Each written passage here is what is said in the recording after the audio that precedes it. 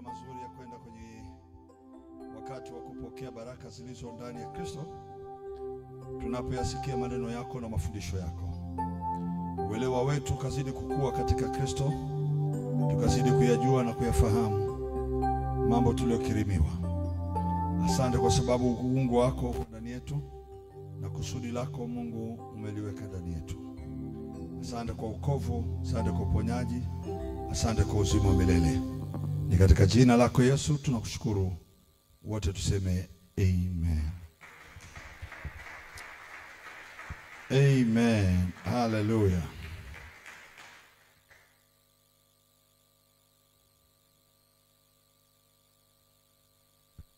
Bwana asifiwe. Siku yetu ya pili, wasaa mzuri wa kusikiliza imani katika siku tunazoishi, itakayetuletea badiliko la kimaisha, kiroho, kimwili, na kuyaishi maisha yenye wingi na utele wa nguvu za Mungu. Nami nina furaha kubwa zaidi, maana nao wanaonifuatilia ni wengi kwenye mitandao ya kijamii, na baadhi wanaanza kunipigia na simu wakishukuru kuhusu mafundisho haya. Kwa hiyo ni furaha yangu kwamba tunaenda vizuri, pamoja na kwamba somo hili lilitakiwa tuwe na kila mmoja analijua kwa upana wake, kwa sababu hata na mimi kwa kile kiwango ninachokwenda kuizungumza ni kidogo, lakini kile Mungu atakachoendelea kukufundisha ni kikubwa zaidi. Amen. Nimelizungumza jana, imani itakayokuletea badiliko la wokovu, liletalo msamaha, uponyaji, maisha hapa duniani kushinda. Nikisema kuyashinda, maana yake vita vya kiroho, vya kimwili, vya kiuchumi vinakuwa havina nguvu kwako. Kuna wakati unafika mahali tunaposema katika Kristo, katika Kristo, katika Kristo, hilo eneo ndilo lenye imani. Katika Kristo ndilo lenye imani. Nje ya Kristo hakuna imani. Tunaenda sawa? Katika, na tukisema katika Kristo atuzungumzii nje. Tunayazungumzia yale yaliyoko ndani yake yeye alipokuja katika mwili. Alikuja na nia gani? Alikuja kwa ajili ya nani? Alikuja kufanya nini? Amen.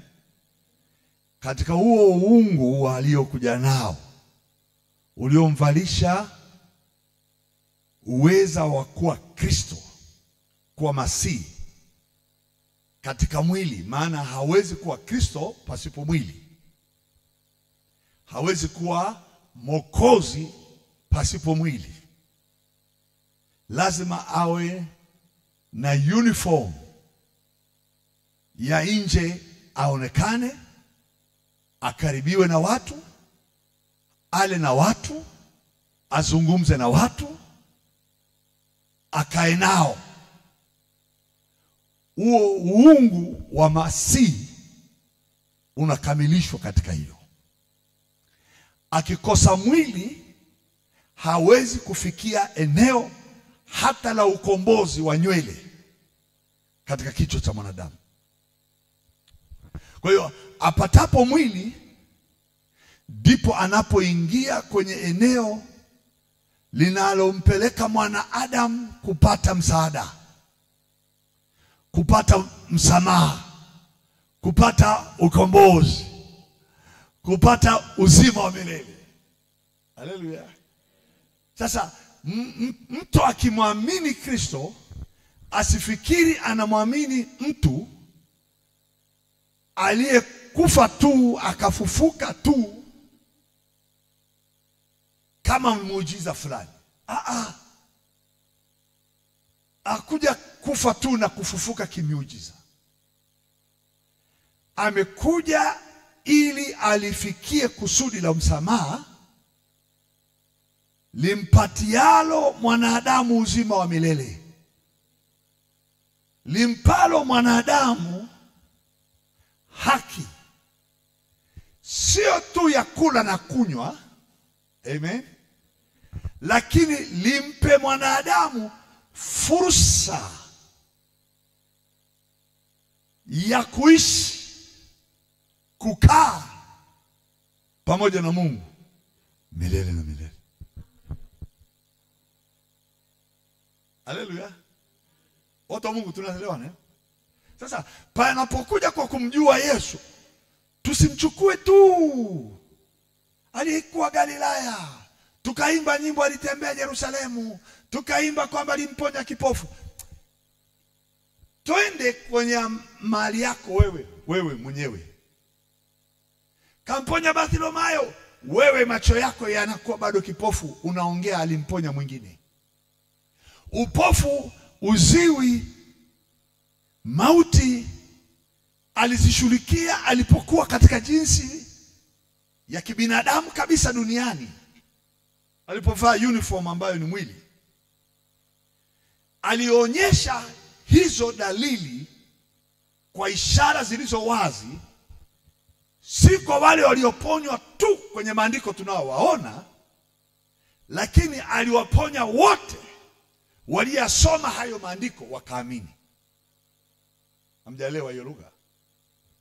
Mmenielewa? Okay. Alimponya Bartimayo, alimfufua Lazaro, aliwaweka huru wote waliofungwa na nguvu za giza. Ni kweli, lakini tukio lile sio tukio la kihistoria, ni tukio endelevu.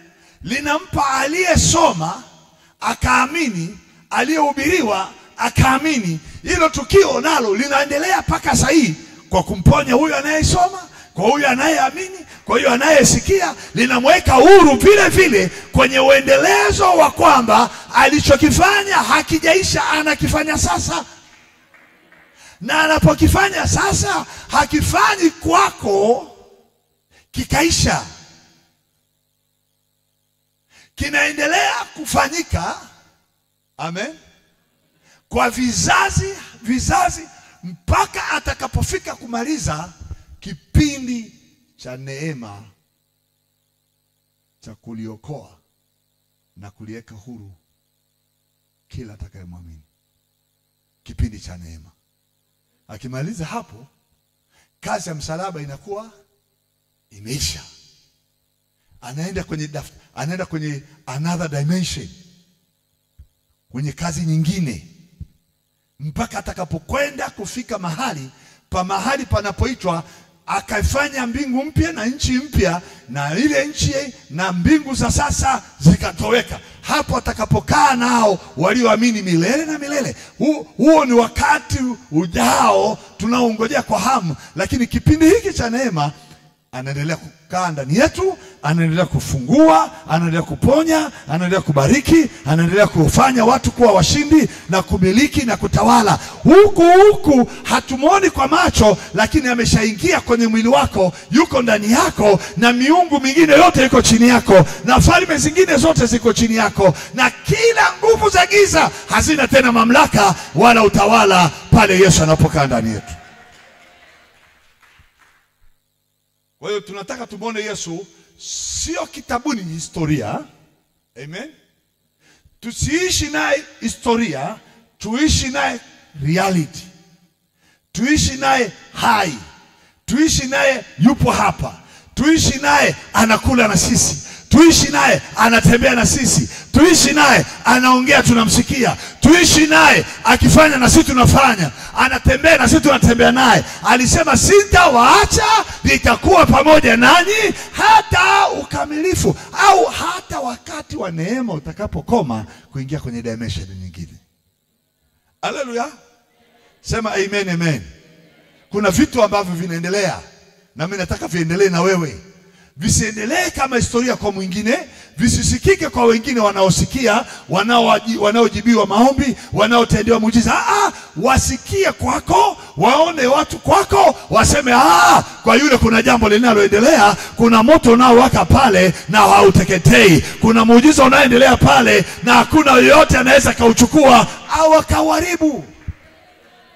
Sasa hiyo dimension ya hiyo imani, hicho kiwango cha hiyo imani kinakuvusha wewe kutokuwa ni mtu wa kutaka watu wakuombee. Kinakuvusha, kinafika mahali malaika wanakutamani. Hivi mnajua kwamba malaika wamepewa kutuhudumia, lakini hawawezi kutuhudumia, maana dimension ya kwao kukutumikia wewe kwenye ulimwengu wa roho haujajiconnect kwenye ufahamu wa Kristo kiwango kwamba hata angels waone raha kukutumikia. Sasa tunataka tuende kwenye dimension ya imani. Amen. Hebu sema imani. Sema tena imani. Haleluya.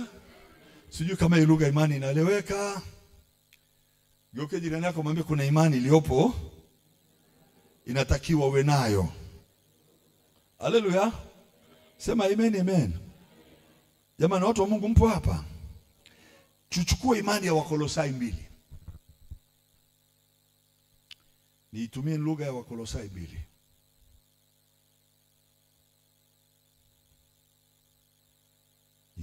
Yeshua.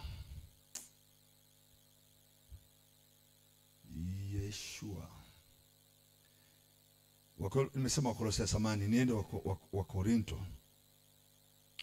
Wa Korinto wa pili.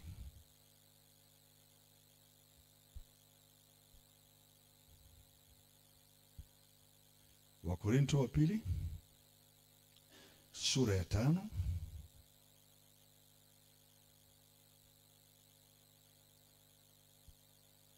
21.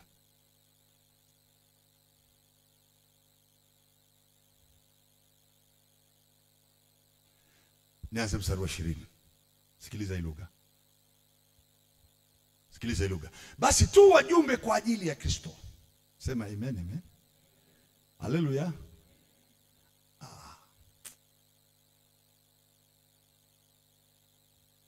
Sikiliza mstari wa 19.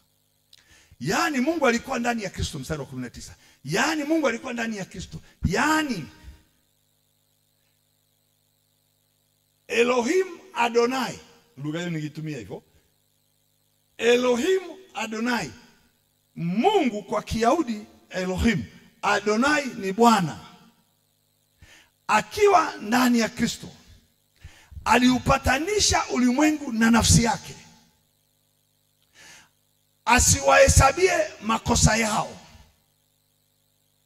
naye ametia ndani yetu neno la upatanisho. Basi tu wajumbe kwa ajili ya Kristo. Haleluya. Kana kwamba Mungu anaishi, Mungu anasi kwa vinywa vyetu. Kana kwamba Mungu anasi kwa vinywa vyetu. Twawaomba ninyi kwa ajili ya Kristo mpatanisho na Mungu. 21 ninapoelekea. Yeye asiyejua dhambi alimfanya kuwa dhambi kwa ajili yetu, ili sisi tupate kuwa haki ya Mungu katika yeye. Kwa uungu uliofichwa usioonekana, uungu uliokuwa hamna mtu anaweza kumuona Mungu wakati wowote, ulifunuliwa ndani ya Kristo. Amen. Akaupatanisha ulimwengu na nafsi yake ndani ya Kristo. Akahesabia makosa yote ya wanadamu yamesamehewa.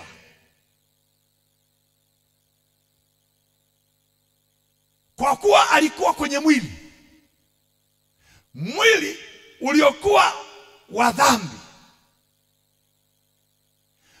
wa kwangu, wa kwako, akaiondoa ile dhambi, akaweka ndani yako. Lugha nasema hivi: ujumbe, habari, neno la upatanisho, reconciliation kati ya mwenye dhambi na Mungu, wasioweza kukutana, maana Mungu hawezi kukutana na mwanadamu akamwona kwa macho. Kwa njia ya mwili, wajumbe hawa, Biblia inasema tukafanywa kuwa wajumbe. Haleluya. Tukiwa tumepewa neno la upatanisho, Kristo akatupa nafasi yake. Haleluya. Kana kwamba Mungu anasihi kwa vinywa vyetu sahihi. Hii ni dimension ambayo dunia leo hawezi kuipata mpaka uwe ndani ya Kristo. Anamalizia, twawaomba ninyi kwa ajili ya Kristo mpatanisho na Mungu. Akakosekana mtu wa kumwelewa. Paulo hakueleweka katika hiyo lugha. Akamalizia hivi, akasema, yeye asiyejua dhambi akamfanya dhambi kwa ajili yetu, ili sisi tupate kufanyika haki ya Mungu. Tupate kufanyika haki ya Mungu. Haki ya Mungu katika yeye. Mungu elfu kubwa, yeye elfu kubwa, yeye pia elfu kubwa.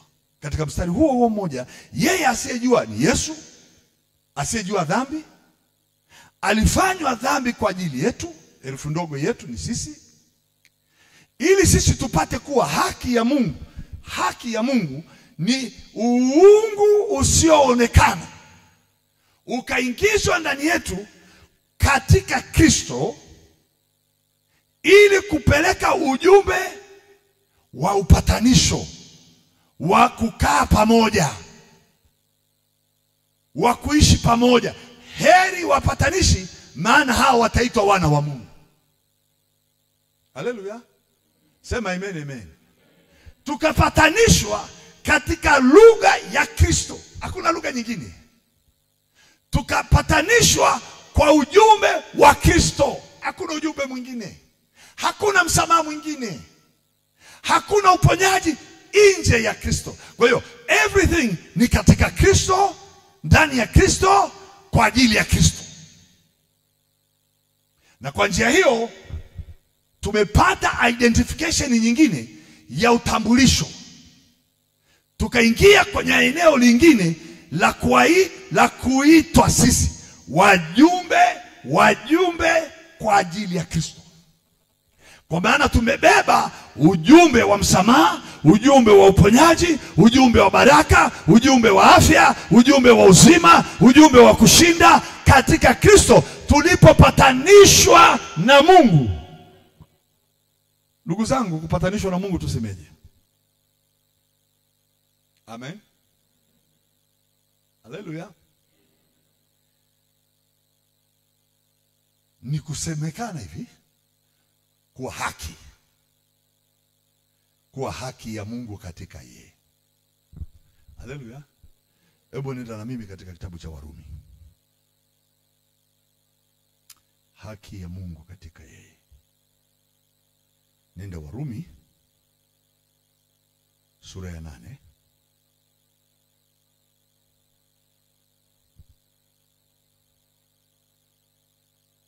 Mstari wa kwanza, wa pili na wa tatu. Tuende kwenye dimension ya ufahamu wa imani tulionayo. Mstari wa kwanza, wa pili, wa tatu.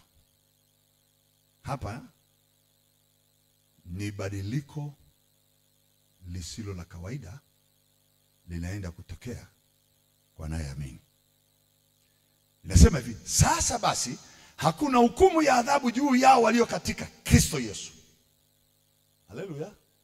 Hebu sema, sina hukumu yoyote ya adhabu katika maisha yangu, mwilini, rohoni, kiuchumi, kiafya, kifamilia. Amen. Ikiwa kuna hukumu, haiwezi kumpata mtu aliye ndani ya Kristo. Iko hukumu ya adhabu, lakini haiko katika aliye ndani ya Kristo. Kwa nini? Anasema kwa sababu, mstari wa pili, kwa sababu sheria ya roho wa uzima, nigeuze hivi. Haleluya. Kwa sababu gani? Kwa sababu mfumo wa utendaji wa roho wa uzima, ule mfumo mpya wa roho wa uzima ulio katika Kristo Yesu. Bila Kristo Yesu hamna kitu.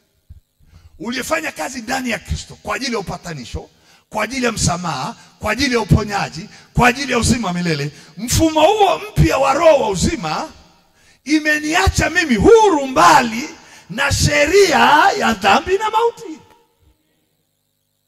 Ikifika hapa, nimegeuzwa kwenda kwenye dimension ya Kristo, kufanyika mjumbe wa upatanisho, kufanyika mtu aliyevaa koti lingine, another vazi. Haleluya.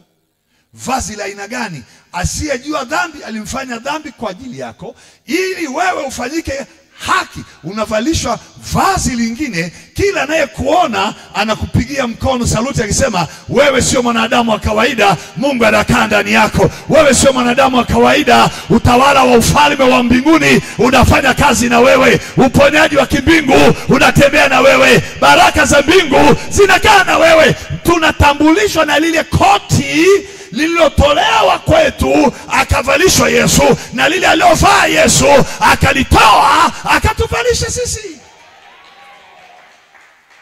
Na kwa bahati nzuri hakutuvalisha vazi la haki linaloweza kuchafuliwa.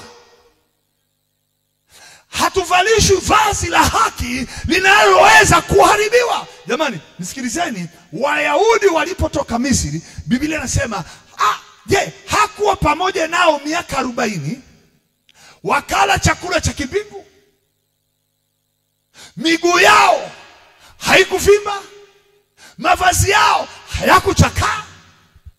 Yani unavaa nguo, unaifua, haichakai, haichuji rangi. Ule ni uungu wa Mungu uliingia katika jinsi ya mwili kuondoa machafuko ya kisheria ya dhambi na mwili yasipate kukaa, ya dhambi na mauti yasipate kukaa, ya dhambi na uchu na macho na magonjwa yasikae. Yani mwili una produce life. Kilichoko kwenye mwili wako kinapokea uzima. Chochote kinacho kwenye miguu unatembea nacho kinatii uzima. Kwenye mwili wako dunia inapokea uzima, hali ya hewa inapokea uzima, barabara unayokanyaga haiwezi kutoa miba.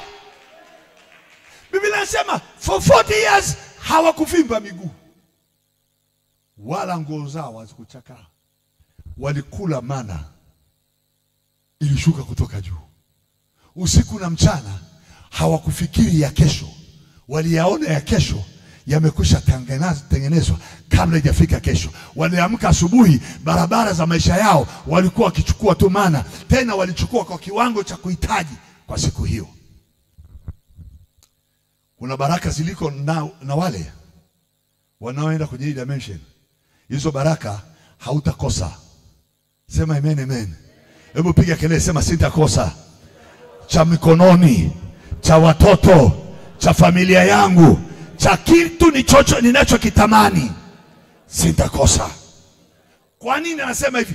Kwa sababu mfumo unaotenda kazi wa sheria ya roho wa uzima umeniondoa kwenye sheria ya roho wa mauti, wa roho ya laana, ya roho ya umaskini. Inasema imeniacha huru mbali na sheria ya dhambi na mauti. Dhambi na mauti ina produce mateso ya dunia hii. Unaishi kama mkimbizi, unaishi una mbele una nyuma. Wacha nikwambie, huo mfumo haupo kwetu, tumeshawekwa huru. Imani hii imetuweka huru. Mstari wa 3 anasema, maana yale yasiyowezekana kwa sheria ya dhambi na mauti,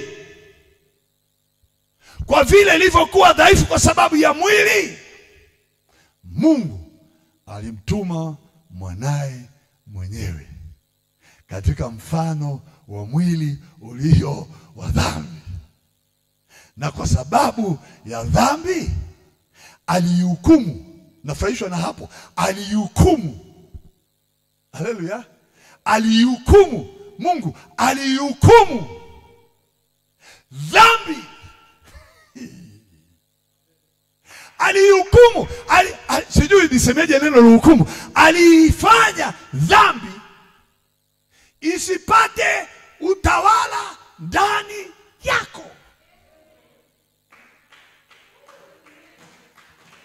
Dhambi iliyowashikilia watu maarufu duniani, katika ile imani tuliyomwamini Kristo, pakatokea mageuzi, pakatokea utawala mwingine, pakatokea mapinduzi mengine. Mungu akamtuma mwanae, akamtuma mwanae aliyekuja na mwili uliofanana na mfano wa mwili wa dhambi. Katika huo mwili akaingia, kakaa pamoja na sisi, kala pamoja na sisi, katembea pamoja na sisi. Kama punda alipanda, kama ndani ya mahali alipokaa alikula chakula kwa mikono. Anasema mzee Yohana kwa habari ya lile neno la uzima tulilolisikia, tulilohubiriwa, tulizoelezwa habari zake. Hilo neno tumeliona kwa macho yetu na kwa mikono yetu, tukalipapasa papasa, tukalishikashika, nasi tunalinena hilo neno, tukiwashuhudia ile kweli ya yale ambayo wengine walihubiriwa. Sisi tulikaa nalo, sisi tulikula nalo. Yule asiyeonekana sisi tumekula naye. Haleluya! Huo mfano wa mwili unanifurahisha. Haleluya! Unanifurahisha. Mwili wake ni wa ajabu sana.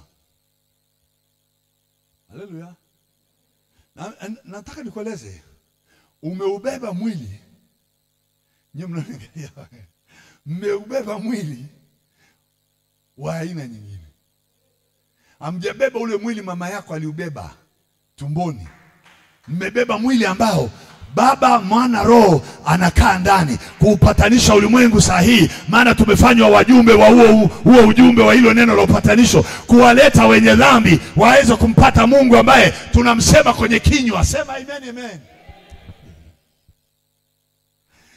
Usipopata huo ufahamu, utamwaza shetani ana nguvu, utamwaza mtu fulani mbaya, utaanza kufikiria watu fulani ndio wamenitesa, utaanza kufikiria kwa wazazi wako. Hakuna kitu kinanihusu mzazi hapa, hakuna kitu kinamhusu jirani hapa, hakuna kitu kinamhusu shetani hapa. Maana mapinduzi yaliyofanyika hapa, hakuna shetani anaweza kukaribia. Maana mfumo huo wa ufalme ninaoingizwa ndani yake katika Kristo, huo ufalme hauna mahali adui yangu anaingia humo ndani aweze kutawala kinyume na mimi. Hawawezi.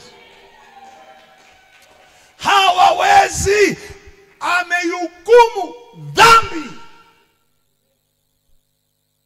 Fungua Wakorintho wa pili wa kwanza. Amehukumu dhambi.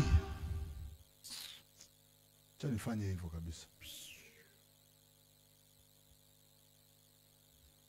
Piga kelele, sema amehukumu. Piga kelele tena, amejaribu. Haina utawala. Halo? Wakorintho wa kwanza 15 mstari wa 55. Wahubiri wanahubiri neno hili wakati wa mazishi. Mimi sihubiri wakati wa mazishi.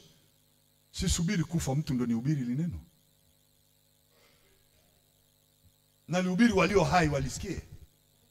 Nalihubiri yule aliye na mwili asikie. Anasema mstari wa 55 mpaka 57. Wapi ewe mauti kushinda kwako? Wapi ewe mauti uchungu wako? Uchungu wa mauti ni dhambi, na nguvu ya dhambi ni sheria. 57.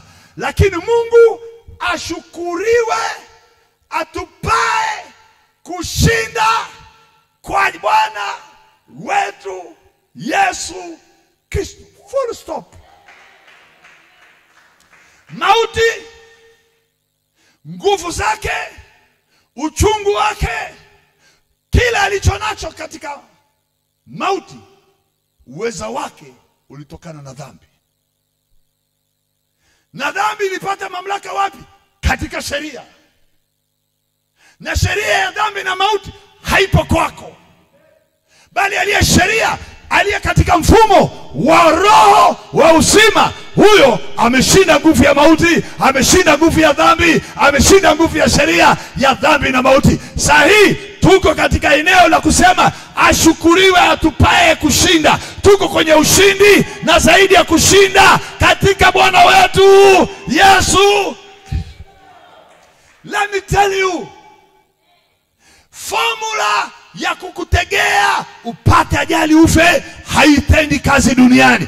Formula ya ugonjwa ikupige ikupeleke Mount Meru uondoke duniani, hiyo formula imeharibiwa. Haipo kwenye mwili wako, haiko kwa watoto wako, haiko kwa watoto wako, imeharibiwa na ile nguvu inayoitwa ya roho wa uzima.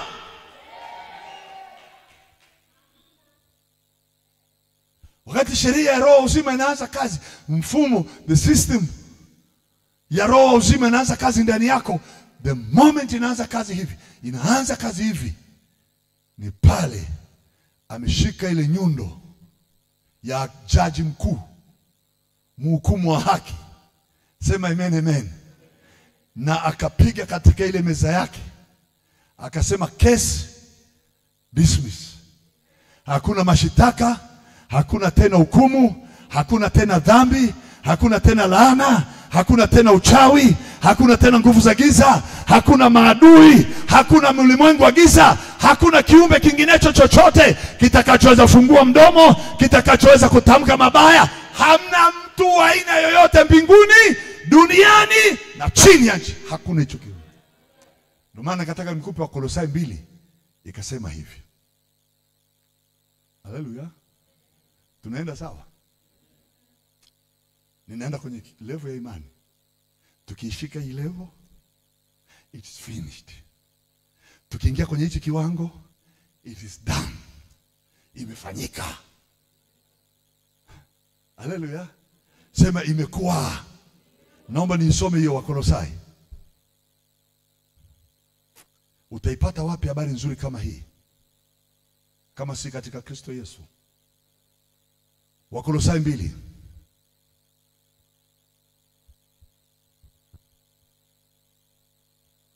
Haleluya. Sema amina amina. Mstari wa 13, 14, 15. Na ninyi mlipokuwa mmekufa kwa sababu ya makosa yenu kwenye mfumo wa sheria ya dhambi na mauti, tulikufa wote. Na kwa kutokutahiriwa kwa mwili wenu aliwafanya hai pamoja naye. Ni level nyingine. Sema amen amen. Hebu sema nimefanywa hai kwa sheria ya roho wa uzima. Amen. Haleluya. Akiisha kutusamehe makosa, hebu sema nimesamehewa makosa yote. Yote. Wanaotubia kila siku wanatubu shauri yao. Nimesamehewa makosa. Mstari wa 14. Akiisha kuifuta ile hati iliyoandikwa ya kutushtaki kwa hukumu zake, iliyokuwa na uadui kwetu, akaiondoa isiwepo tena, akaigongomelea msalabani. Tuiangalie maandiko kwa umakini. Akiisha kuifuta ile hati iliyoandikwa ya kutushtaki, mambo yaliyoorodheshwa, magonjwa ya moyo, magonjwa ya ini, magonjwa ya miguu, magonjwa ya mifupa, magonjwa ya figo, magonjwa ya kichwa, magonjwa ya uzazi, magonjwa ya sukari, magonjwa haya, ukimwi, magonjwa ya kansa, hayo yote yaliorodheshwa kwenye daftari la mashitaka yako na hukumu zake. Hello. ambazo mshitaki wako Ibilisi alikuwa anatembea nayo, akija kwenye mlango wa nyumba yako anasema huyu mbona sijampa hii? Anaangalia akuwekea hipi.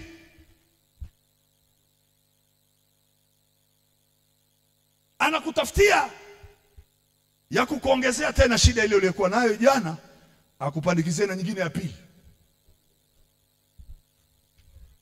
na ya tatu na ya nne.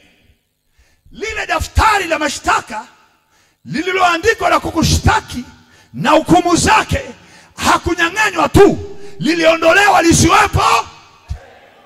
Kwa hiyo saa hizi adui yako anatembea mashitaka mkononi, hana, hajui kula kwako, hajui kuamka kwako, hajui utakachofanya kesho, maana hana kumbukumbu ya wewe uliyekuwa umezaliwa na baba yako Msukuma, mama yako Mchaga. Hana hiyo tena. Umekuwa kiumbe kipya ndani ya Kristo. Ya kale yamepita, tazama yamekuwa mapya. Sio wewe unaishi, bali Kristo. Imeenda kwenye dimension nyingine. Ndio maana anaulizwa mtu hapa anaitwa mauti, ziko wapi nguvu zako? Mauti anasema nilikuwa nazo, lakini kumbukumbu nimepotezea wapi? Sikumbuki. Anaulizwa unamfahamu Malia? Anasema ni yupi? Unamfahamu Janjaya? Anasema ni yupi? Yani hata uwezo wa kukujua jina lako, sura yako, wewe ni nani, umetokea wapi, umeanzia wapi, unaishi wapi, Ibilisi hana hiyo kumbukumbu. Maana sio wewe unaishi, bali Kristo anaishi.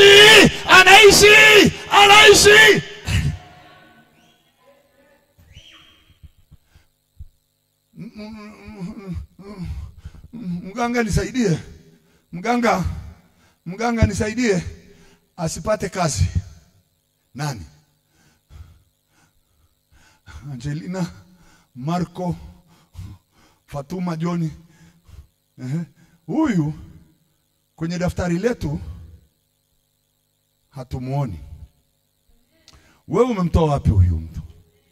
Unajua tunakaa naye jirani, tulizaliwa naye, baba yake na baba yetu tulisoma pamoja. Yupi huyu? Ndugu yangu, katika ulimwengu wa roho, sio wewe unaishi tena sahihi. Sio wewe unaishi tena. Kuna aliyevaa mwili wa binadamu, unaitwa mwili uliokuwa mfano wa dhambi, aliyokuja duniani, alikula na sisi, alikaa na sisi, akabadilisha makazi ya mbingu, akayatengeneza mengine, tukazaliwa mara ya pili. Sio wewe tena, bali ni yeye. Halafu ya kale, ya wale wazee, wale ndugu, yamepita hayo, hayapo tena, yamekuwa mapya. Mstari wa 14, alipoifuta ile hati, akaiondoa isiwepo. Hakuificha. Tunasikilizana watu wa Mungu. Ile hati iliyokuwa ameiondoa isiwepo tena, alichokifanya isiwepo tena. Alafu akatangaza tangazo, akaliweka peupe msalabani.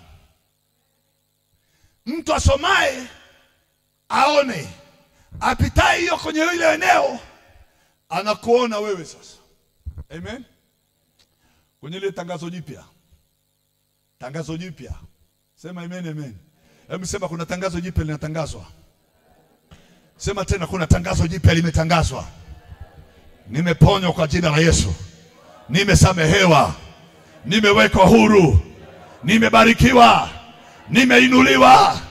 Hakuna atakayenigusa. Tangazo hili halifichwi. Tangazo hili limewekwa kwenye barabara za mji, limebandikwa kwenye anga la mawingu yanayopita juu ya nyumba yako, limewekwa kwenye miti, limewekwa kwenye kuta za mji, limewekwa kwenye njia za barabara, zimewekwa hili tangazo. Na limewekwa sio wewe usome, maadui zako wasome, wanaokuchukia wasome. Mwana amekuweka huru, umekuwa huru. Na hilo tangazo lina picha ya Yesu pale, lina picha yako pale. Anayemuona huyu ameniona mimi, anayeniona mimi amemwona huyu. Sio huyu tena naishi, bali ni mimi naishi ndani yake. Tangazo limewekwa kwenye mji. Wanaotembea na magonjwa wanasoma, wanasema mimi natembea na magonjwa yangu, mimi natembea na mateso yangu. Wakikuangalia wewe hauna magonjwa tena, wakikutazama wewe hauonekani na maskini tena. Pepo la umaskini linasema yule si wa kwetu, maana yule aliyemwokoa, yule aliyemweka huru anafanana na yeye, anaishi na yeye, anatembea na yeye, amevaa mwili wake. Mji unakujua katika roho. Sema amen, amen. Na katika mwili wanafundishwa. Wanafundishwa kwa adhabu, wanafundishwa kwa hukumu. Anayekusema vibaya nini? Kwa nini unamsema mtumishi wangu? Anaambiwa usiku kwenye ndoto, anapigiwa kwenye ndoto usiku, anakimbizwa kwenye ndoto usiku.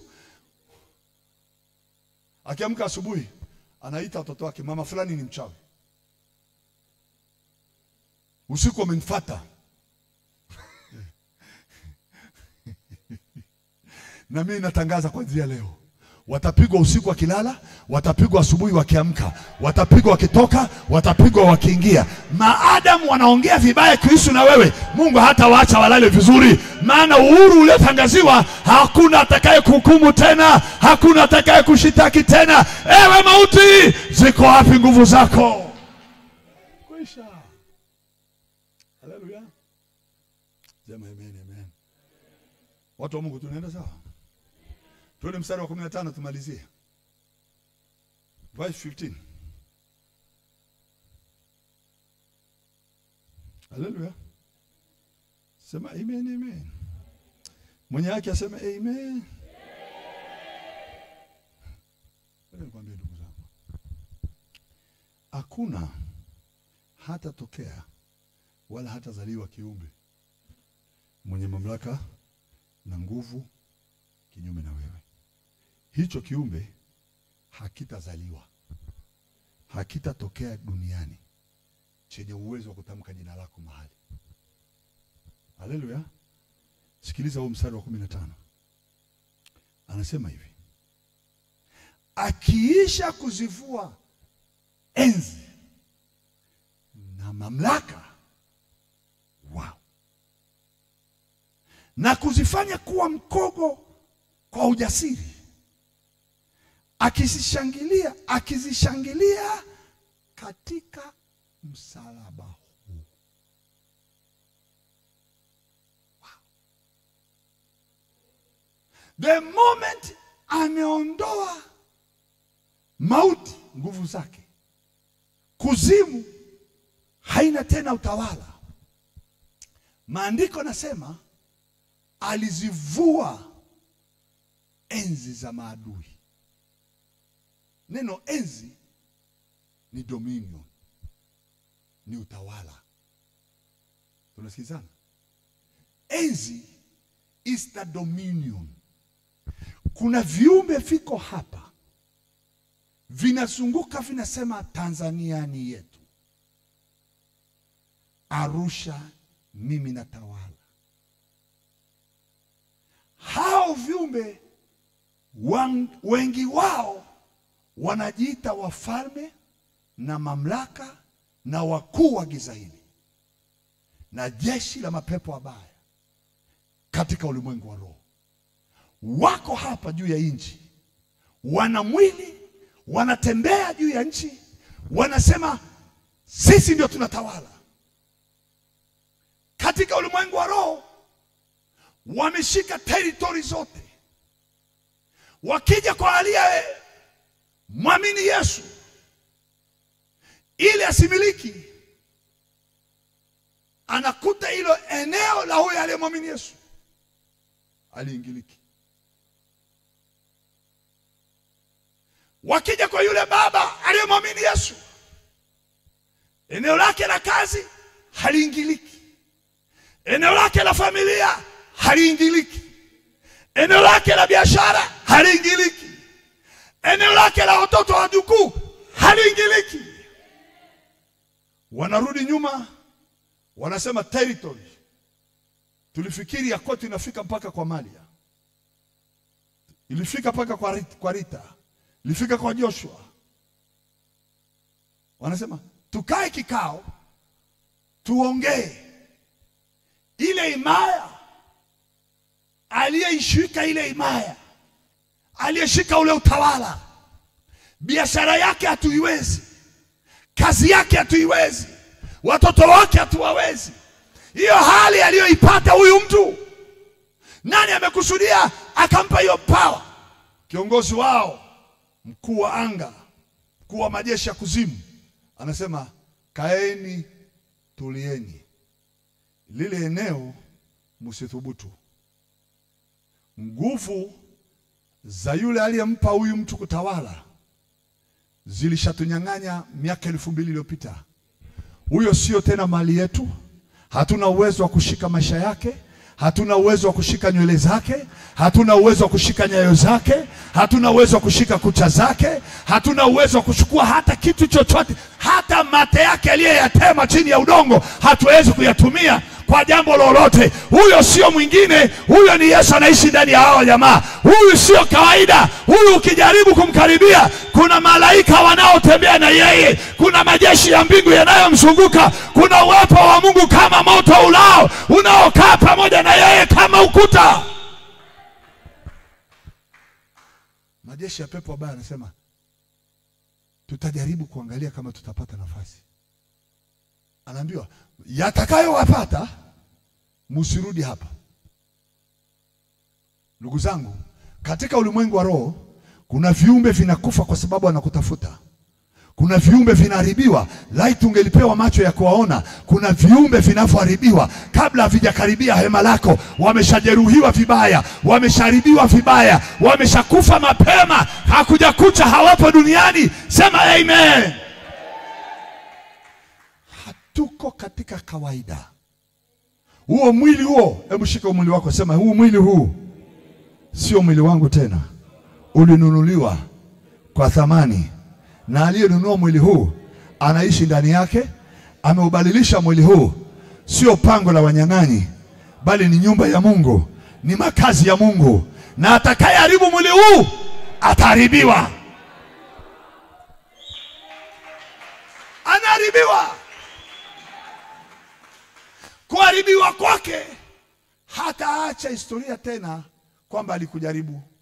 Wote walio na habari ya kwamba alikujaribu, iko hivi. Nilishawahi kufurahishwa na tukio moja. Kipindi tumejenga tunahamia huku, kulikuwa na mafisi sana. Mafisi kila usiku. Mbwa wangu amechukuliwa na fisi. Sasa mafisi yametoka wapi? Siku moja tukasikia huyo watu wameona fisi, wamekimbiza fisi. Siku unakumbuka hiyo story ya fisi alikamatwa? Mambwa wote wa Kisongo wakasema tumepata yule jamaa anatusumbua. Mbwa nao wanamtafuta huyo fisi. Raia wote kimbiza fisi.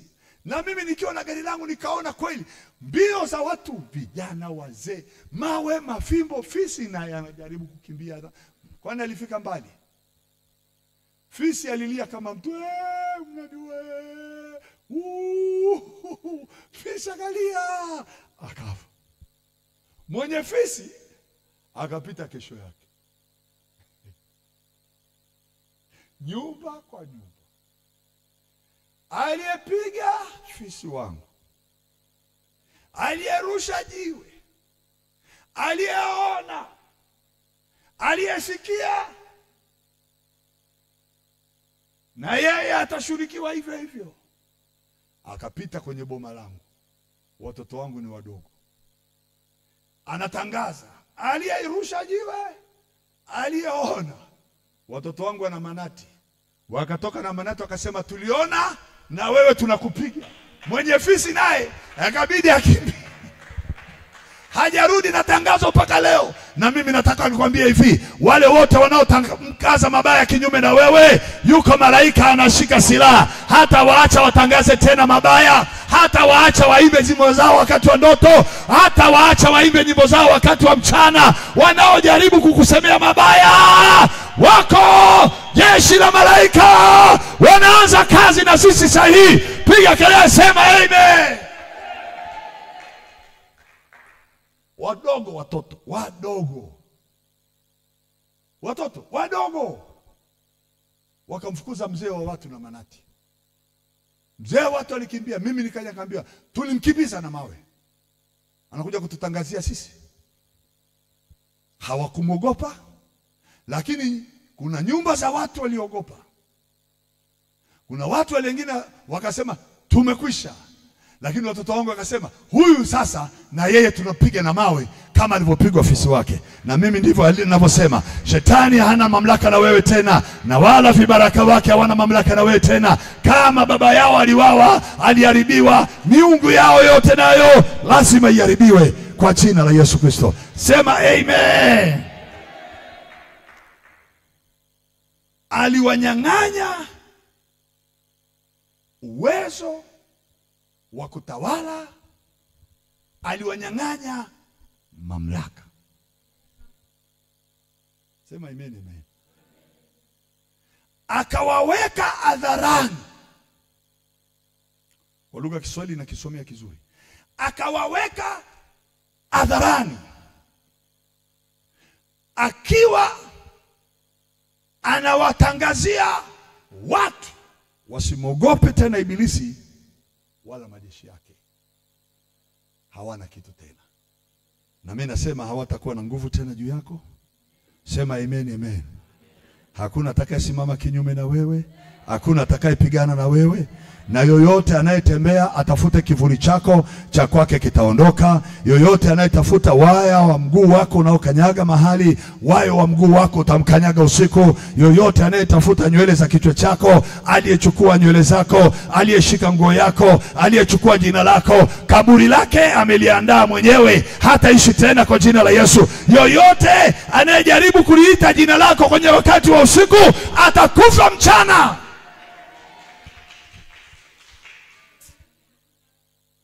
Mwisho namalizia, mwana akikuweka huru, siogope enyi kundi dogo.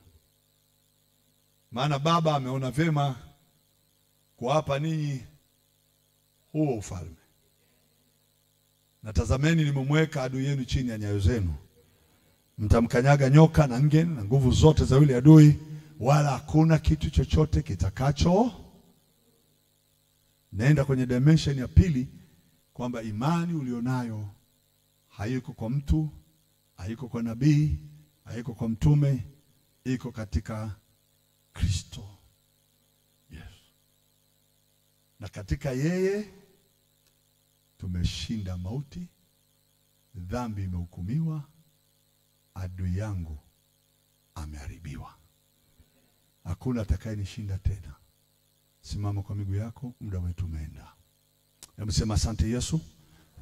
Fungua kinywa chako, sema asante Yesu. Umenitangazia haki.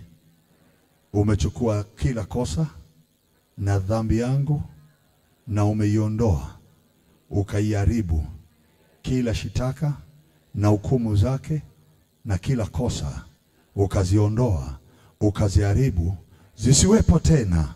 Na hata sasa, hata shetani na jeshi lake hawana mamlaka, hawana nguvu, hawataweza simama mbele yangu kwa jambo lolote la kimwili na la rohoni. Mimi ni mshindi. Mauti haina nguvu, wala kuzimu haina uwezo, katika jina la Yesu. Amen. Mungu awabariki. Ni saa 12 kamili. Saa za mchana zimepita, magharibi imeingia. Tuenende zetu kwa amani. Tutoe sadaka zetu. Tumshukuru Mungu kwa hayo mambo aliyotutendea. Njoo na matoleo yako, twende tumpe Mungu matoleo yetu.